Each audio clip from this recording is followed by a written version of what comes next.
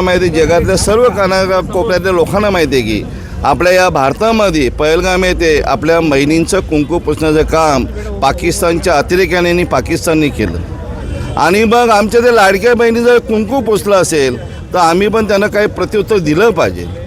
इकडे महाराष्ट्राचे लाडके माजी मुख्यमंत्री आणि आताचे उपमुख्यमंत्री जेव्हा पहलगाममधल्या पर्यटकांना हल्ला झाला तर डोंबिवलीमध्ये 3 जण होते, त्यांना भेटण्यासाठी त्यांना सांत्वन करण्यासाठी आले होते आणि त्यांनी सांगितलं की साहेब जेव्हा त्या अतिरेक्यांना हल्ला होईल त्या पाकिस्तानवर हल्ला होईल तेव्हा आपल्या ह्या लोकांना ती खरी श्रद्धांजली वाहिली जाईल।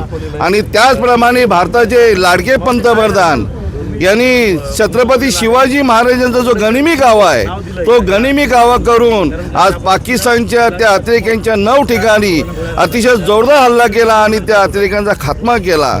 अजून बरंच बाकी आहे, त्यांच्या घरात घुसून या पंतप्रधान लाडके पंतप्रधान हल्ला केला आणि आज भारत अतिशय आनंदात आहे। संपूर्ण जे अतिरेक्यांनी हल्ला केला, जे शहीद झाले त्यांना आज खरी श्रद्धांजली पोचली गेली असं मला स्वतःला वाटतं। आणि डोंबिवली ग्रामीण असेल, डोंबिवली शहर असेल, आम्ही सर्व जल्लोषात शिवसेना पक्षाच्या वतीने जल्लोष साजरे करतो आणि मी मोदी साहेबांचं आणि अमित शहाचं अभिनंदन करतो।